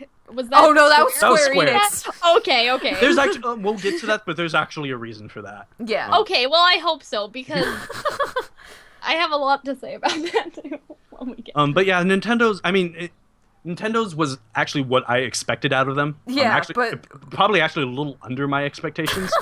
But if that was possible, like Nintendo's in a weird way where the Wii U isn't doing great, and the 3DS is kind of on its way out because that is almost 6 years old now, 6 years old. Yeah, so like they have two platforms that are kind of on their downward portion of their life, but they're not ready to talk about their new platform, so they're just kind of like, let's keep this going as long as possible. Yeah, so there's nothing great. Like Super Mario Maker looks amazing. Like I would, if the Wii U was like maybe $50, I'd pick up a Wii U and Super Mario Maker because that looks amazing, and I would really love just to play. Not only make levels with that, but just play other people's levels with it because that looks really cool. And you can kind of get wacky with the kind of stuff you can do in those levels. But besides that, I was like not feeling anything else they were showing. No. Anyway, yeah, Square. They had a conference. Square, yeah, they did Just Cause first off. I'm not into Just Cause. Oh my god, that looks so amazing. I know you're not into it, but that looks so amazing and just like. They knew that they were having fun with their thing about how just ridiculous how that is. I mean, come on, Unlimited C4. Like, that is a bullet point on their thing, and that is a great bullet point to have on a box. But yeah, that game just looks wacky, and just everything, just explosions everywhere, and everything's destructible, and just... that was so great that I decided to boot up Just Cause 2 and mess around with that for a little bit. Yeah, they showed Tomb Raider again. I think it was pretty much the same as what we saw at the Microsoft conference, so that wasn't anything new. They showed Deus Ex. Deus Ex, yep. Deus Ex. That looks interesting. Yep. I'm excited for that. Hitman, which was kind of the low point of the conference for me. Star Ocean and Dragon Quest, I don't have much to say about either series. I'm just like burning through them. And then there was a new Nier project, which I think was the one with the mask. Yes. I don't think anybody was expecting that. Like, not just the mask, but the new Nier. Yeah, I wasn't expecting a new Nier, and I certainly wasn't expecting Platinum to be involved with that. No. Which, I guess that's the other takeaway from this conference. Platinum is making all the games. They announced like 3 or 4 projects that they're working on at the C3, and Star Fox being one of them, actually. But yeah, I was not expecting a new Nier, and I mean we didn't get really. We got like artwork and a short CG person. Yeah. And a guy the director talking about it with a moon mask on. Which I thought that was weird, but then I later found out that the dude is like incredibly shy. Yeah. And he hates being seen in public. We didn't talk about Unravel. Yeah, a lot of people were really excited about Unravel. I'm not really like into it, but that guy was just so endearing. Oh, he was I wanted to hug him. Yeah. He was so just like, it's really nice that like this shy little guy that just like made this little like yarn creature became one of the biggest moments of E3. It's very cute. But going back to Square. Yeah, the Nier guy, like he's just incredibly shy and he doesn't like being seen in public. Like he went to like a developer conference thing where, you know, developers talk about serious things, and he went to his thing wearing a paper bag over his head. So yeah, he's just not the type of person to actually like. It's artists. That's what you get with artists, and that's okay. I thought about that like afterwards. That maybe he's just shy or something. But like, could you not have picked something else? In the moment, it's kind of funny. I guess. There were so many memes about it too, and I was making my own, and I kind of felt bad after because I'm like, oh, this poor shy guy's getting like harassed on the internet. He probably won't see this though, so I guess it's all right. But it was just between that and the puppets, I was just really scared. Yeah, but did you guys see him clap at the end when everybody from Square got on stage? No. Like his clap was like an open-handed clap. Like his fingers were all spread out. Oh. And he was like clapping, and yeah. Oh boy. Yeah, there's a gif. I'm sure there's a gif of that just floating around somewhere. There are a lot of pictures of that guy floating around. But yeah, but yeah, Nier. That's interesting because I enjoyed Nier. It was one of those games that I thought it would just be like a one-off thing. So it was cool to get a confirmation that like, hey, we're making another one. Yeah. I'm gonna feel like an asshole for mentioning them quickly, but we had the Kingdom Hearts Unchained Key trailer and the Kingdom Hearts 3 trailer. We did a whole podcast about them. Go listen to it if you care. There's literally an entire hour and a half of it, so just go for it. World of Final Fantasy. Do you guys want to talk about that at all? Because that was... that was actually... Yeah, that was it's revealed... adorable. Yeah, that was actually revealed at Sony's conference right before the remake. Yeah. And I feel like the remake just kind of stole all of its thunder. It definitely did. That looks cute. Like, going by interviews, it sounds like it's being made with trying to get people into the Final Fantasy series without all the Final Fantasy baggage. Yeah. Because of how, like, long-standing that series has been. And it seems like they're incorporating just elements from previous Final Fantasies in it, and like cute. we saw like a chibi Cloud and a chibi Warrior of Light. So it looks cute, and I'm actually it's a retail product. It's not some like cheap digital download thing that's limited in scope. I mean, I can't see myself spending $60 on it, but but it is. I mean, what I was getting at is it seems like it's going to be this like actually like huge thing, instead of just this like limited little Final Fantasy thing. They did show the Final Fantasy VII trailer again, and we had Project Setsuna, which is a completely new RPG coming out from Square, and it's out next year, which is very soon. They didn't really show anything specific about it, but it's there. Can I just say that it's such a depressing name they gave that studio? Why? What was it? I don't remember. Tokyo RPG Factory. Oh. That's... I guess if you want to name a studio that's good on you, but that's like... To be called just RPG Factory, that's what you're called. Yeah, and that's what you're gonna make. It's just like, well, okay. I like RPGs though, so I'm sort of curious about what that game is all about, because that's brand new studio, brand new people working on it. It's kind of a new blood getting into the RPG making business in Square. Yeah. So I think that finishes off the conferences. If there's any of like the pre-show stuff or the miscellaneous stuff you guys want to mention quickly, that's cool. Yeah. I actually want to talk a little bit about Morpheus and VR in general, because that had a huge presence at E3 this year. Like Sony's booth was like half of Sony's booth was dedicated to Morpheus stuff. I mean, it's like you said though, that like VR is that thing that you have to use. It's the thing, but I do want to mention that they do seem to have a lot of stuff working. Yes. Of course. They actually announced this at the conference, though it was kind of in passing, but rigs, looks like to be an arena robot Morpheus game, which that looks like, and it's being developed by Guerrilla Cambridge, which is a subsect of Guerrilla Games, I guess you can say. So it was neat actually seeing something new with them there. Harmonix is actually, I'll get into this as well with their other thing, but Harmonix is producing something for the Morpheus, which I don't know what to make of it. It almost looks like a music visualizer, except you're walking through it, which that actually sounds really cool. It does. As somebody that loves visualizers and spends a lot of time staring at them, that does sound pretty cool. Yeah, so that actually looks really cool and interesting. And Harmonix's other thing that they had there was, of course, Rock Band 4. Yes. They showed off some new songs, some new features. They have a freestyle solo mode. Yep. Where during the solos you can kind of hit whatever if you want to be an asshole. But like if you do it in rhythm and stuff like that, it actually sounds like a solo integrated into the song itself. Yeah. So that actually Rock Band 4 is just like shaping up to be everything that you ever wanted out of a Rock Band game, and it's great. Yeah, it looks pretty cool. A few other things they had there. I mean, Metal Gear Solid 5 had like a huge presence there as the I guess I can't say sole Konami game because they also had Pro Evolution Soccer there as well. Boy. But I mean, yeah, it's like it was their big thing. They had like a 40-minute long demo of that game put out. It looks like a Metal Gear game, and I'm really excited to play it. At Sony's, I guess their E3 live stream thing, they showed a lot of the games that I was expecting to be at their conference. A lot of their digital. I don't want to say indie game, but they're digital games.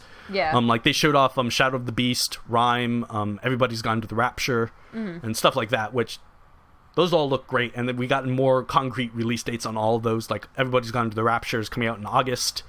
Tearaway Unfolded is coming out in, though that's not digital, that's a retail as well, but that's coming out in September for $40. Buy that, everybody, please. That game deserves to be bought.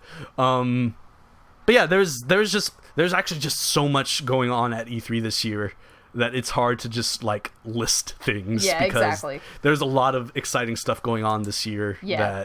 That we just want to like go for the highlights. I do want to mention Tony Hawk's Pro Skater was showed a little bit during like the pre-show stuff. And I want to like that game. It inspired a little bit more confidence in it for me, but I was already pretty low on the confidence scale for it. So I mean, it's not. It's just they recently released like a trailer for the online create a skate park thing.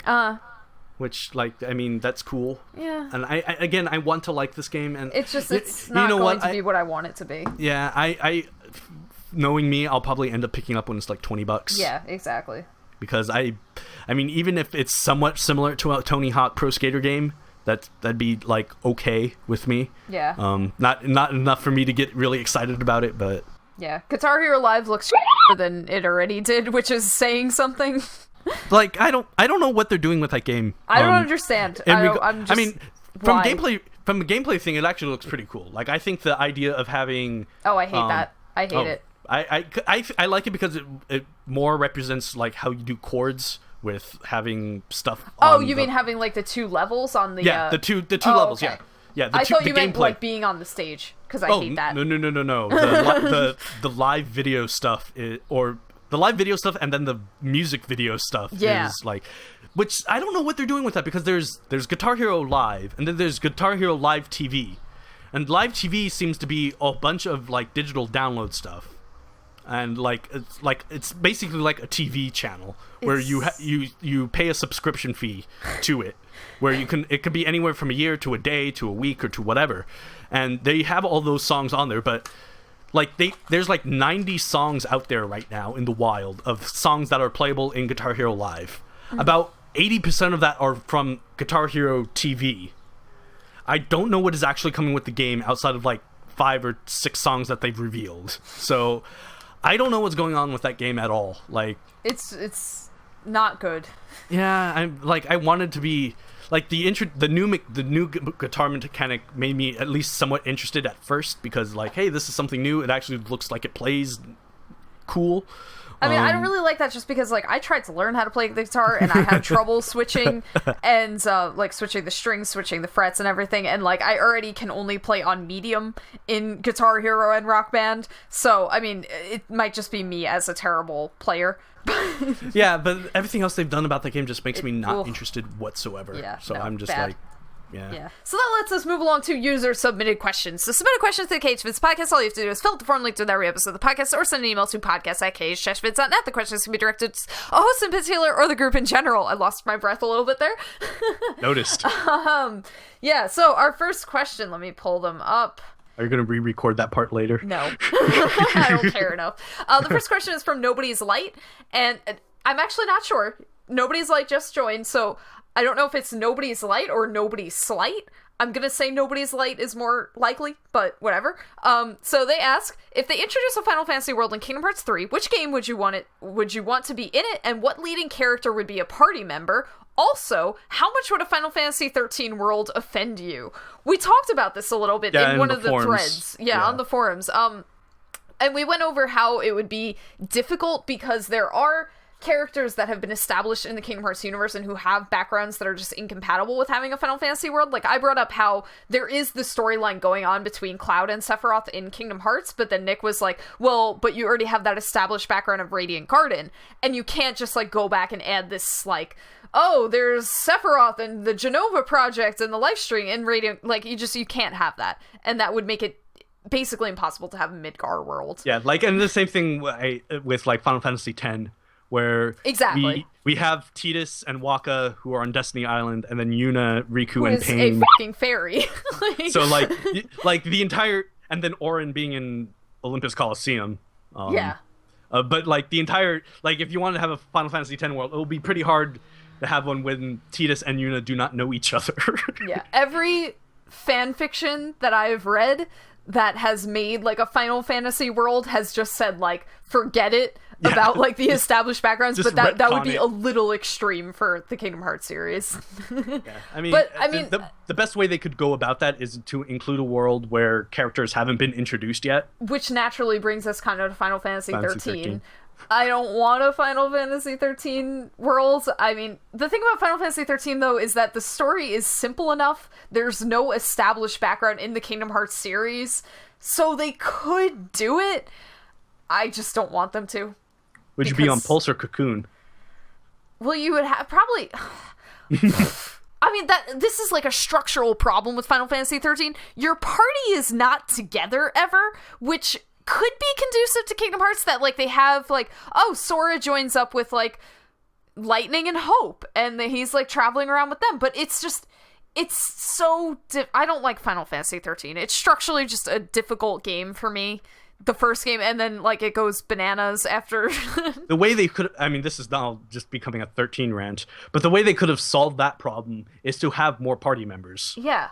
Because like Final Fantasy VI does that, where you actually have like 3 separate things going on at the same time. But with Final Fantasy 13, they always wanted to tie it together, but they never did. Like, you were always just, like, waiting for everybody to get all together, and then when it happened, you were already, like, 60 to 70% of the way through the game. And as I said, Final Fantasy VI also had the luxury of having, like, 13 characters that could be in your party. Yeah. And it's like, so you always, at some point, had either 3 or 4 people to work with. Yeah. And I can't see them going back that far in Final Fantasy history either 12. With Kingdom Hearts. 12! 12! Get Ivalice in here.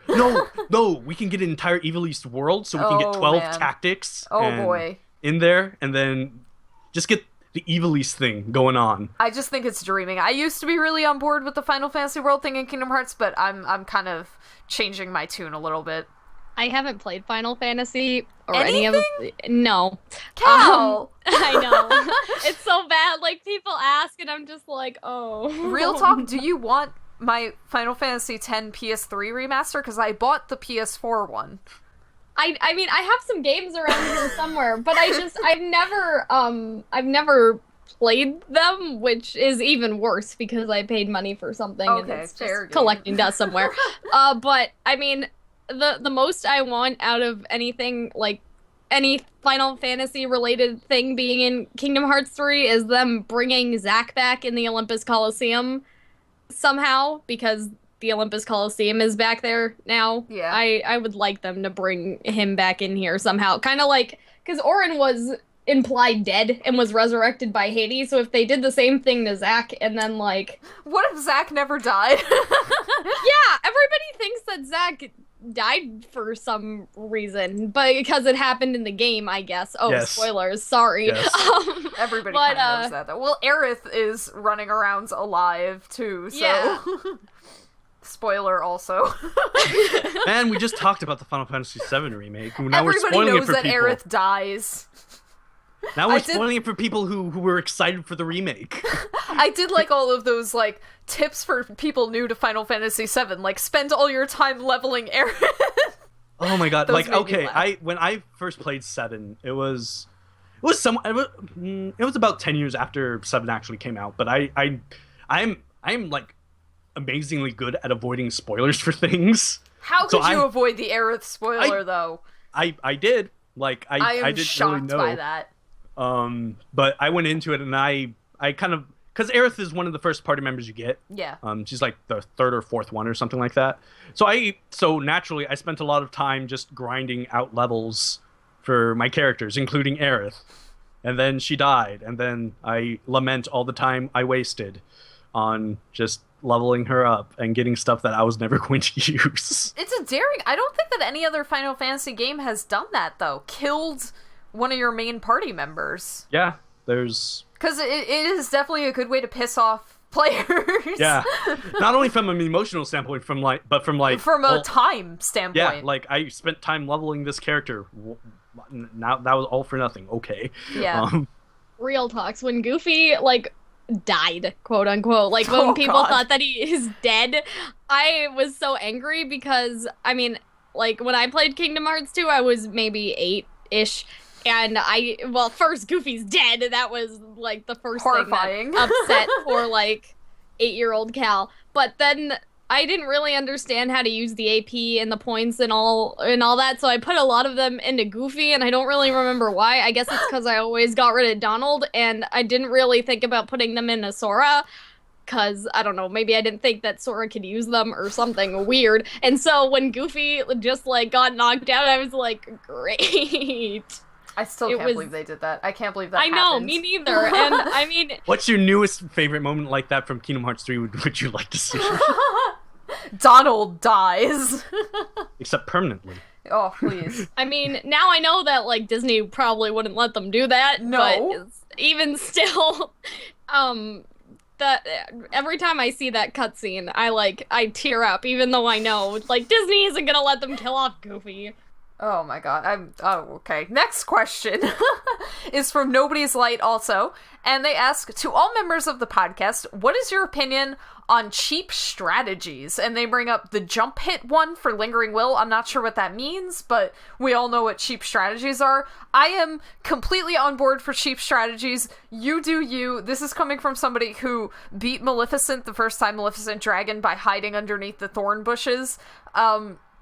Because I look at video games as plot. I don't look at video games as a challenge, and I don't look at them as, like, getting good at game mechanics and being good at video games. I look at them as experiencing something. And so I'm a firm believer in game modes that let you just, like, experience the story and not really have to deal with gameplay. So if there's, like, an easy way for you to get past a boss that lets you progress in the game, I say go for it. Don't feel ashamed. There's a great post on Tumblr about it, like, it's like, puts the game on easy because I know who I am. And that's how I feel about video games. So go ahead and you do you. Yeah, that's I mean, so long, I mean, my thing is, if you're having fun with it, have fun with it. Yeah.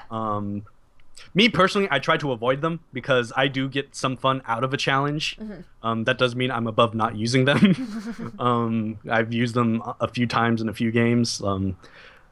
I remember doing it in Demon's Souls, because one of the bosses just wrecked me, and it kept wrecking me, and I just wanted to actually just beat the game. And this was like one of the last bosses to it, because of the Archstones. This was the final one in the Boletaria Archstone.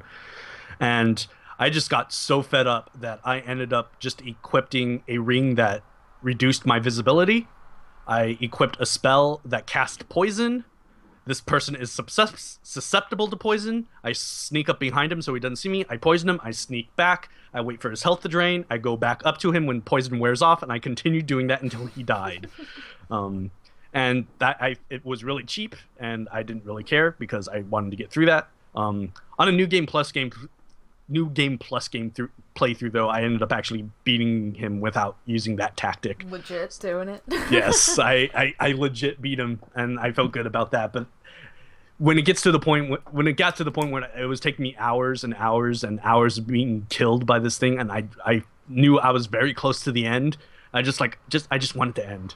I just wanted to end. Yeah. And you, Cal? Well, I kind of did the same thing with the Maleficent Dragon now that you brought it up. I level grind a lot, and that's how I get through in my life. Like, just be so OP that like nobody can challenge you. Exactly. Until you get to a game where the enemies level with you. Yeah. See, like luckily, Final Fantasy VIII. Luckily, that didn't happen, especially in like I don't know if they do that in any of the other Kingdom Hearts games. With Birth by Sleep, I noticed that they didn't, and so basically what I did, I would just level grind like 5 past the level recommendation and then just slay everything after and feel like a boss. But I don't do like the secret bosses or anything like that. I mean, I might now, but I played the Kingdom Hearts games a long time ago when I was a kid, so I didn't really, oh look, there's a main story plot, let's just, go that way. Oh, we can go back and do other stuff? Nah. That didn't really occur to me. Actually, I think for Kingdom Hearts 1, we accidentally stumbled upon the thing in Aladdin where that hidden secret boss thing, and I was just like, oh, okay, this must have some plot relevance, let's kill that, but turns out it didn't, and I was just like, oh, okay, and moved on. So yeah, just level up, man. Spends a lot of time on Destiny Islands fighting Riku. Yes. Actually, Selfie and Waka are the best because you can grind for TP there, and it's really nice. Yeah. If you time Riku right, though, you can get a lot. You can, yeah. But it's easier with Waka than Selfie. Yeah. So I'm only going to do 2 user-submitted questions just because we talked about E3 for a while. Next up, we talk about community news and projects. The only thing I can really think of to bring up is the user awards. Nominations are now open. It is kind of a complicated process. It's not that complicated, but I'm going to just recommend you guys to the thread. We have a lot of categories, and what you do is you just send them to the correct person. It's all listed out very clearly in the thread, and just check it out. Nominate for the KH-Vids User Awards because it's always a lot of fun. It's basically like superlatives, like saying like hottest and that kind of thing, and we vote on them, and it's a lot of fun and it's cute. So join us for the KH-Vids User Awards. And anybody want to bring something else up, or... No, okay. So there are a lot of ways for you to participate in the podcast as well. As I said, you can submit a questions to the KH-Vids Podcast by filling out the form link to every episode of the podcast or send an email to podcast@KH-Vids.net. You can apply to be a member guest to the KH-Vids Podcast by filling out the form links with every episode of the podcast. All you need is a Skype account, a microphone, and headphones, and we would love to have you. You can submit a topic to the KH-Vids Podcast by filling out the form links in the sticky in the podcast section, and you just tell us what you want to hear us talk about, suggest a spoiler cast for us, anything like that. Trip over your words while you're at it. And of course, you can leave us a comment on podcast threads. Tell us what you thought about the episode, what you agree, what you disagree about, what your biggest moments from E3 was, what you found hilarious and awful, and answer our user-submitted questions. So, that E3 concludes... 2015. Yeah, E3. That concludes episode number 96 of the KH-Vids Podcast. Thank you all for listening, and have